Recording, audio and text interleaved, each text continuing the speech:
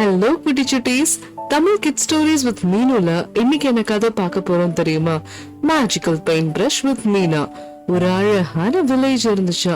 அந்த வில்லேஜ் ரொம்ப பார்க்கவே அழகாவும் பிரமிப்பாவும் இருந்துச்சா. அங்க மீனாக்கான்னு ஒரு அக்கா இருந்தாங்களாம். அவங்க என்ன பண்ணாங்க, அவங்களுக்கு நேச்சரோட இருக்கிறதுனா ரொம்ப பிடிக்குமா. அவங்க எப்ப பாரு எங்கேயும் சுத்திட்டே இருப்பாங்களாம். ஏன்னா அவங்க டிராவல் லவர். சோ அதனால அவங்களுக்கு இருக்கிற இடத்த சுத்தி எல்லாம் என்ன இருக்கு பாக்கணும்னு ரொம்ப ஆசையா.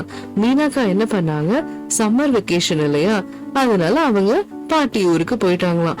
அந்த ஊர் ரொம்ப அழகா பிரமிப்பா இருந்துச்சா. அதுவும் இல்லாம அங்க உள்ள மிருகங்கள் எல்லாம் மீனாக்காக்கு ஃப்ரெண்ட்ஸ் ஆயிடுச்சா. அப்படியே அவங்க ஊரு பக்கத்துல ஃபாரஸ்ட் இருந்துச்சா.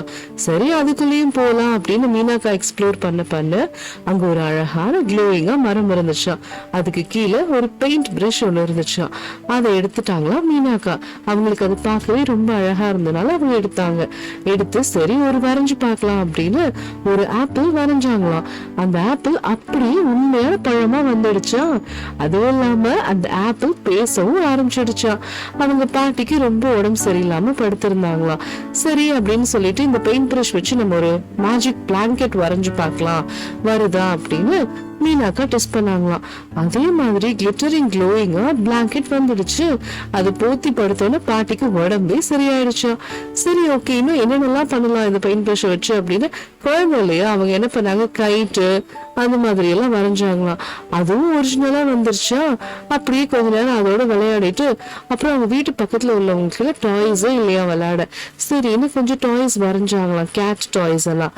பார்த்தா அதுவும் வந்துருச்சா ஒரிஜினலா. அப்புறம் இவங்களோட நியூஸ் வந்து எல்லாருக்கும் ஸ்ப்ரெட் ஆக ஆரம்பிச்சிடுச்சா. அதனால மீனாக்கா என்ன பண்ணாங்க, என்னடா அது நம்ம நியூஸ் எப்படி ஸ்ப்ரெட் ஆக ஆரம்பிச்சிருச்சு அப்படின்னு சொல்லிட்டு அவங்க அந்த மேஜிக் பிரஷ் பத்திரமா எதுக்கு இம்பார்ட்டண்டா யூஸ் பண்ணணுமோ அதுக்கு மட்டும்தான் யூஸ் பண்ண ஆரம்பிச்சாங்களாம். அவங்க வீட்லயே பத்திரமா அவங்க வச்சிருந்தாங்களாம்.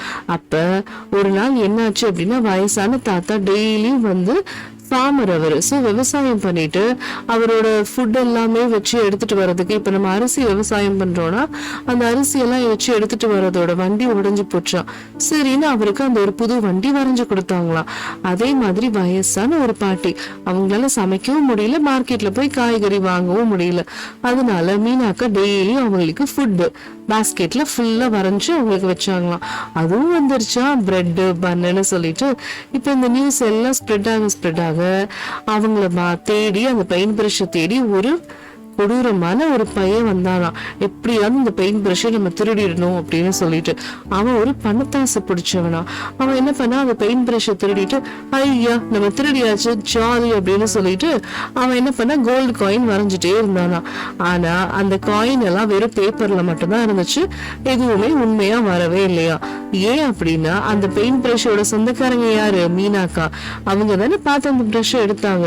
அதுவும் இல்லாம அவங்க கைண்டா இதுவரையும் பெயிண்ட் பிரஷ்ல வரைஞ்சது தனக்குன்னு அவங்க எதுவுமே யூஸ் பண்ணிக்கல, எல்லாமே வந்து மத்தவங்களுக்காக தான் யூஸ் பண்ணாங்க. அதனால அந்த பெயிண்ட் பிரஷ் என்ன பண்ணுச்சு, அந்த கிரீடி மேனை விட்டு மீனாக்கா கிட்டே திரும்பி போயிடுச்சா.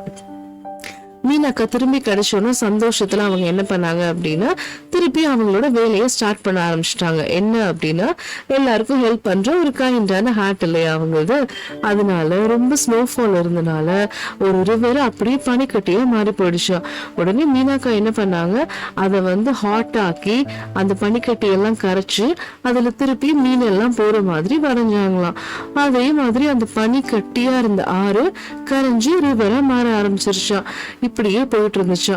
அப்புறம் இன்னொருத்தருக்கு வந்து பாத்தீங்க அப்படின்னா, ஸ்கூல் யூனிஃபார்ம் இருக்கு, எல்லாமே இருக்கு, பட் ஆனா ஷூ விளையாடுறதுக்கு இல்லையா. சரின்னு மீனாக்கா ஷூ வரைஞ்சு கொடுத்தாங்களாம். அதை போட்டுட்டு ஒரே குஷியில ஓட்டம் தானே அந்த பையன். இப்படியே போயிட்டு இருந்துச்சு. அப்ப குழந்தைங்களுக்கு எல்லாம் வந்து ரொம்ப ஆசையா இருந்துச்சு, நிறைய டேபிள் ஃபுல்லா வச்சு நம்மளும் வந்து வசதியான வீட்டு குழந்தைங்க சாப்பிடுற மாதிரி சாப்பிடணும் அப்படின்னு.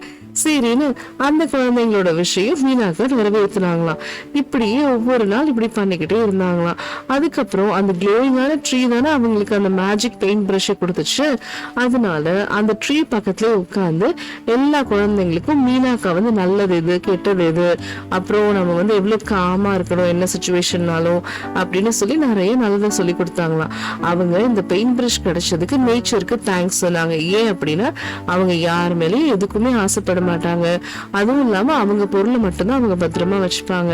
அவங்க நல்லதே நினைக்கிறனால நேச்சரும் அவங்களுக்கு நல்லதே பண்ணுது. அதனால அந்த ட்ரீக்கு அவங்க போய் தேங்க்யூ சொன்னாங்க. ஏன்னா இந்த மாதிரி ஒரு வண்டர்ஃபுல் பெயிண்ட் ப்ரஷ் எனக்கு கொடுத்துருக்கீங்க, இதனால நம்ம மற்றவங்க எல்லாருக்கும் ஹெல்ப் பண்ண முடியுது அப்படின்னு சொல்லிட்டு அந்த ட்ரீக்கும் தேங்க்யூ சொல்லிட்டு அவங்க என்ன பண்ணாங்க அப்படின்னா, அவங்க டெய்லியும் போவாங்க. போய் அந்த ட்ரீயை பார்த்துட்டு தேங்க்யூ சொல்லிட்டு, ஏன்னா அவங்க நிறைய குட் ஸ்பிரிட் இருக்கு இல்லையா, அதனால அவங்க அந்த ட்ரீயை வந்து தெய்வமாவே மதிக்க ஆரம்பிச்சிட்டாங்க. இந்த பெயிண்ட் ப்ரஷ் இங்க தானே கிடைச்சது, அதனால எவ்வளவு பேருக்கு ஹெல்ப் பண்ண முடிஞ்சிச்சு. அந்த ஊர் மக்கள் எல்லாமே ரொம்ப சாஃப்டா, குவைட்டா, பிளசண்டா, அமைதியா மாறிட்டாங்க. நான் வயலன்ஸ் எதுவுமே இல்லாம. சோ குட்டீஸ், இதுல இருந்து நம்ம என்ன கத்துக்கணும் அப்படின்னா, நம்ம யாருக்கும் எந்த பொருளுக்கும் ஆசைப்படக்கூடாது. எப்பொழுதுமே நமக்கு என்ன கிடைக்கணும்னு இருக்கோ கண்டிப்பா அது கிடைக்கும். நமக்கு வேண்டாம் அது கிடைக்க கூடாதுன்னு இருந்துச்சு அப்படின்னா நேச்சர் கூட நமக்கு அதை ஹெல்ப் பண்ணாது. நம்ம கண்டிப்பா கிடைக்கணும் அப்படின்னா நேச்சரையும் நம்மளுக்கு ஹெல்ப் பண்ணி அந்த விஷயத்த நம்ம கையில கொண்டு வந்து கொடுக்கும். புரியுதா? அதனால நம்ம யார் பொருளுக்கும் எப்பொழுதுமே ஆசையே படக்கூடாது. அதுவும் இல்லாம நம்ம கைண்ட் ஹார்ட்டட் பர்சனா இருக்கணும். அதுதான் இந்த ஸ்டோரியில இம்பார்ட்டன்டான மாரல். ஓகே குட்டி சுட்டீஸ், கதை பிடிச்சிருந்துச்சுன்னா லைக் கொடுங்க, ஷேர் பண்ணுங்க, ஓகேயா? அண்ட் சப்ஸ்கிரைப் மெயினா பண்ணுங்க. ஓகே குட்டி சுட்டீஸ், மீனு குட்டியோட குட்டி கதைகள் இன்னைக்கு அவ்வளவுதான். நான் உங்களை அடுத்த கதையில சந்திக்கிறேன். Bye bye.